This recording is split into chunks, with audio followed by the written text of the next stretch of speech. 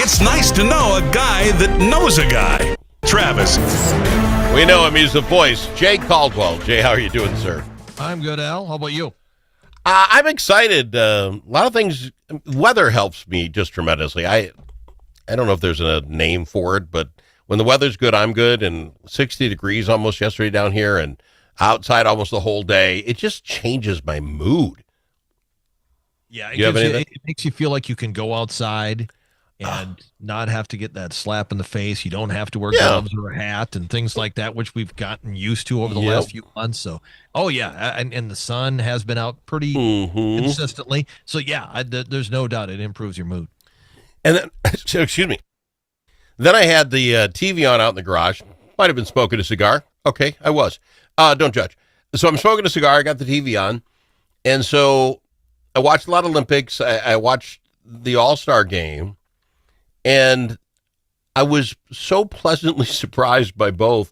I was giddy about getting on today. I hate All-Stars. I think you've figured that out since we've been doing this. But I think they caught something with this All-Star game. And it's Victor Wembanyama, whatever his name is. He made it work.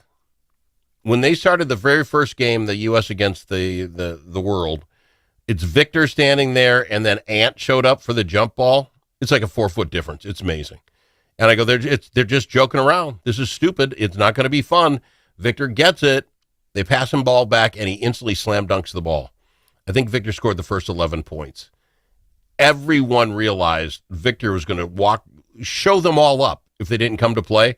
And from that minute on, I enjoyed every minute of those 4 games. Yeah, just enjoyed it. You're right. He set the tone. I mean, young player Victor Wembanyama. Thank you. Goes and does that. And Anthony Edwards did say that after he won the MVP, is like, Wemby goes and he was trying. So I felt like I needed to try. And that kind of got everybody else to want to try.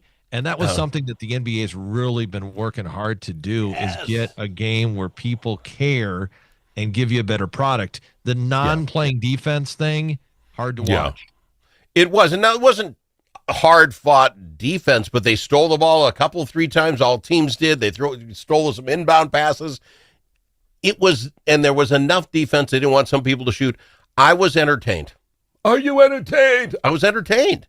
Yeah, I think it was good. Yeah, they finally found something, at least this year. I mean, who knows? Maybe next year they won't be trying, but at least for this year it worked. I think it helps being dead center in the Olympics, right? Because we're all about you go USA goes you, and they're all rooting for the. I think it's probably why they came up with it. I like the format. This is the best so far. You can't do it with football. I talked to Garrett, but I think you might be able to pull something off like this in baseball. There's enough U.S. players and then enough others, right? Cubans and Puerto Ricans. Could you not do the same? You could. I don't think baseball has the same problems, because baseball is one where the defense is always trying. Yeah, but it's the lack of wanting to win.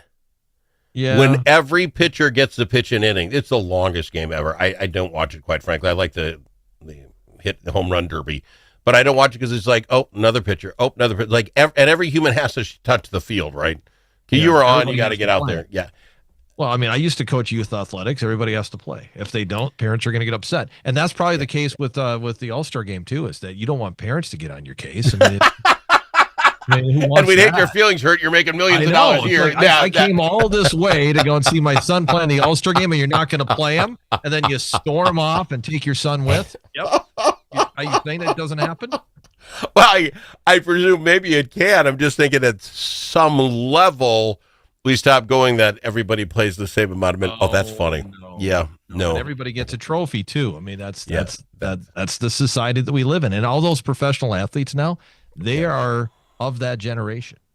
That's a good point. I would say that you might as well give them all the trophy and not play the game, right? If it's just going to be everybody shows up, like the football, right? NFL, you all got voted to be an all-star. You get your $50,000 bonus, you're having whatever the bonus would be that's in your contract, and you get a little award you can put on your wall, another trophy you can put up there. But let's not waste our time watching that NFL game, because it's not entertaining. Yeah. That's right. Now, speaking of entertaining, you watch any of the Olympics? Did you watch the Olympics? I watched a fair amount of the Olympics. Because there's that 7-hour time difference. Mm-hmm. the evening stuff, the prime time, it's all recorded. I mean, and if you watched earlier in the day, like Saturday, Sunday, then you probably knew what happened. Because I was watching other stuff, I didn't watch a ton of Olympics. I did like the bobsledding is cray-cray. I don't know why in the heck anybody's doing that. Skeleton thing is for suicidal people. I don't understand it, but okay. So I watched some of that for funsies because I don't know how it works. But I did catch this compilation of the things going wrong at the Olympics, and I loved it very much. Did you catch the French guy yelling the Effenheimer at the other French team as they were accusing him of double tapping and cheating? That was fun. Isn't that great? Like, you love the little controversy that goes on in these things, right? I mean, in curling, wasn't there? I forget which team it was playing against the Canadian team. It was the French.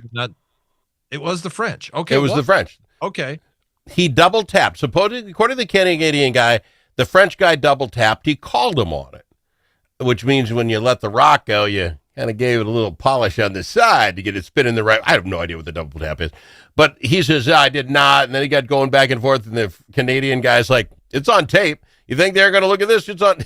They were just, and then he told them the F off, and it was on television because they don't have a 7-second delay because it's the Olympics. Oh, man. I love that.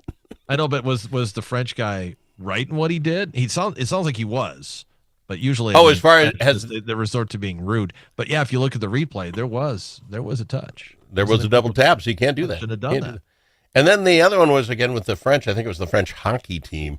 Maybe it was a Canadian. Maybe it was a Canadian hockey team. They were way up on some other team, 10-2. This game was over, and somebody did something wrong. So the big enforcer, Mike Walsh, I think his name was, got in a fight.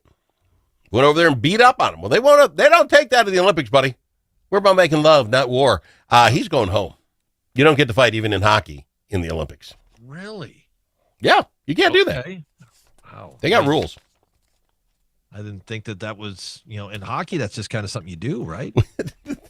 You really got to take that breeding out of the hockey player to let them know you did that. There used to be, 20 years ago, maybe even less time than that, there was a position in hockey called the enforcer.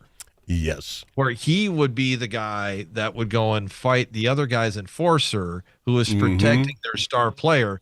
And eventually they got to a point to be like, well, this is a farce. We keep employing this guy that has limited hockey skill. Now they have to skate and have some ability, but they had limited hockey skill. And now they just did away with that. We're just going to have less fights, and guys that are going to fight, you're just going to have to be on your own. Yeah. There's guys like the Wild that might get into a fight. It's not going to be Kaprizov. Yeah, there you go. Lino or somebody like that, but at least he has some skill. Like he might score a goal. In the past, when they used to have other guys, they just wouldn't. That just wasn't something they did. This is no longer your daddy's hockey. That's all I'm telling you. Hey, I gotta go. His name was Tom Wilson for Canada, by the way. He's the guy who got in a fight, and now I guess he can just go back home to Canada because we don't do that here. Gotta fly, my friend. I appreciate you taking the time to do this. Happy President's Day to you. Might I ask your favorite president? No, I don't. I mean, the one that makes me think less about politics, that would be the best one. I was going to say the gimme's Abe Lincoln. I just don't like dealing with the constant politics that we have. So that I think that applies to both parties who have had different presidents who've been involved doing that. All right. The one or two answers. It could have been Washington or Lincoln. Other than that, it was going to be wrong. But you went no one. Yeah, so I'll go with that. You went off the whole reservation there. Thank you, my friend. Appreciate you. Jay Caldwell, voice of Central Minnesota. At LGH Wealth Management, our mission is to create financial empowerment